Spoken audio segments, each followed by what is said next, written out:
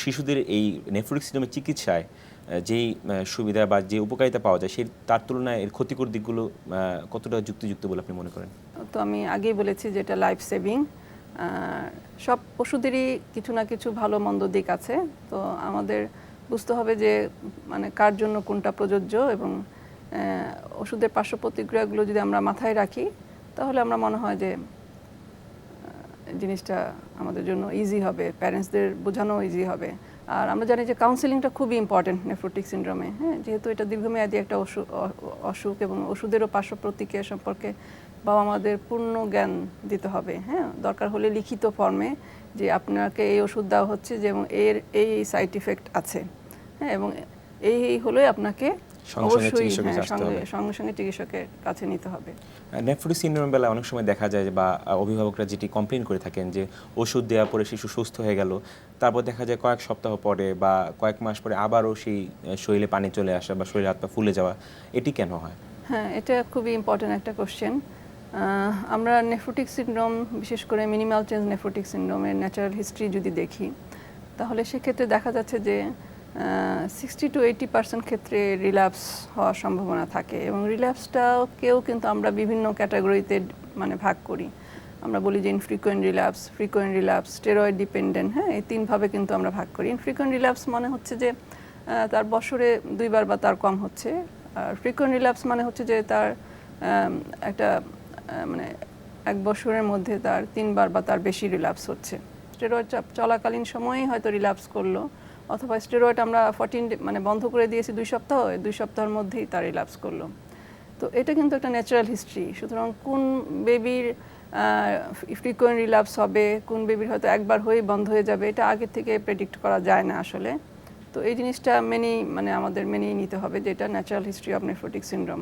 হতেই পারে, বাবা মাকে বলে দিতে হবে যে এই ডিজিজটা ওর হওয়ার সম্ভাবনাটাই বেশি এবং হলে কি করতে হবে সেটাও তাকে জানিয়ে দিতে হবে। এবং ভরসার কথা এটাই যে বেশিরভাগ ক্ষেত্রেই দেখা যায় যে বড় হওয়ার সাথে সাথে ডিজিজের প্রকোপটা অনেক কমে আসে। ইনফেকশনের সাথে কি রিকারেন্স হওয়ার কোনো সুযোগ আছে? হ্যাঁ, এটা খুব ভালো পয়েন্ট বলেছো তুমি। বেশিরভাগ ক্ষেত্রেই দেখা যায় যে নেফ্রোটিক সিন্ড্রোম যখন রিল্যাপস করে যে কোনো একটা ইনফেকশনের সময়, হয়তো তার ওই সময় একটু ঠান্ডা কাশি হলো বা পেশাবে ইনফেকশন হলো, ওই সময়টায় চান্স থাকে। অনেক অভিভাবকের এই প্রশ্ন যে নেফ্রোটিক সিন্ড্রোম যে কোনো শিশুর যদি হয় সেক্ষেত্রে সে যখন বড় হবে বা প্রাপ্তবয়স্ক হবে তখন কি তার এই রোগটি থেকে যাওয়ার সম্ভাবনা আছে কিনা? আমরা যেটা দেখি বা জানি যে বেশিরভাগ ক্ষেত্রেই দেখা যাচ্ছে যে মিনিমাল চেঞ্জ নেফ্রোটিক সিন্ড্রোম সেটা সাধারণত একটা নির্দিষ্ট বয়সের পরে সেটা বন্ধ হয়ে যায়, তবে অ্যাডাল্ট অবস্থাতেও 2-1 বার রিল্যাপস হওয়ার সম্ভাবনা আছে। আর মিনিমাল চেঞ্জ নেফ্রোটিক সিন্ড্রোম ছাড়া যে অন্য নেফ্রোটিক সিন্ড্রোমগুলো আমাদের আছে যেগুলো প্রাইমারি, যেমন focal segmental glomerulosclerosis, membranous nephropathy বা মেসেঞ্জিয়াল পলিফ্রাইটিস, এগুলো কিন্তু দীর্ঘমেয়াদী অসুখ এবং এগুলো কিন্তু অ্যাডাল্টেও কন্টিনিউ করতে পারে। আর আপনি কতগুলো সেকেন্ডারি কজের কথা বলছিলেন যে অন্যান্য কারণ, সেগুলো যদি আপনি একটু বলেন আমাদের।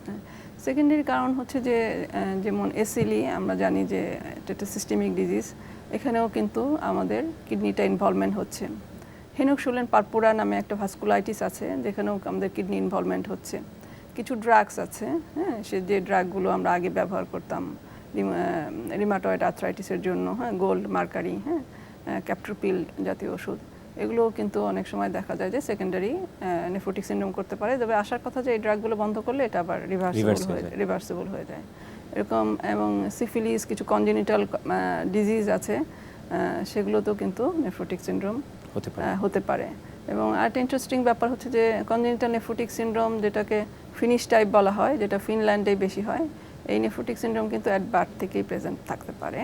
এটা আমাদের দেশে আমরা অবশ্য মানে খুবই কম পাই, খুবই রেয়ার। এই চিকিৎসার পাশাপাশি বাড়তি কোনো সতর্কতার প্রয়োজন আছে কিনা? একটা বেবির যখন নেফ্রোটিক সিন্ড্রোম হবে সে তো স্টেরয়েড পাচ্ছে, তো স্টেরয়েড পাওয়াকালীন সময়ে যে সাবধানতাগুলো মা বাবার অবলম্বন করতে হবে, যে সে এমনিতেই নেফ্রোটিক সিন্ড্রোম আমরা জানি যে এই অসুখটা হলে এমনিতেই সে তার ইনফেকশনের সম্ভাবনা বেড়ে যায়, তার রোগ প্রতিরোধ ক্ষমতা কমে যায়। এবং স্টেরয়েড আমরা জানি একটা ইমিউনোসাপ্রেসিভ ড্রাগস এবং এর কারণেও কিন্তু রোগ প্রতিরোধ ক্ষমতা কমে যায়। সে কারণে যেহেতু সে ইনফেকশন প্রবণ থাকে, সুতরাং এই ওষুধটা চলাকালীন সময়ে অবশ্যই তাকে কোনো খুব ক্রাউডেড প্লেসে কোনো মার্কেটে বা যেখানে আপনি জানেন যে অসুস্থ কেউ আছে, চিকেন পক্স, মিজলস এইসব অসুখে ভুগতেছে, সেই সব জায়গাগুলো একদমই অ্যাভয়েড করতে হবে। কিছু জিনিস মা বাবাকে ট্রেন আপ করে দেই যে বাসায় ইউরিনটা অবশ্যই টেস্ট করবে। ইউরিন টেস্ট করার উপকারিতাটা এটাই যে আমরা জানি যেহেতু এই ডিজিজটা রিল্যাপস হয় বারবারে, এবং কখন হবে সেটা সাধারণত বলা যায় না।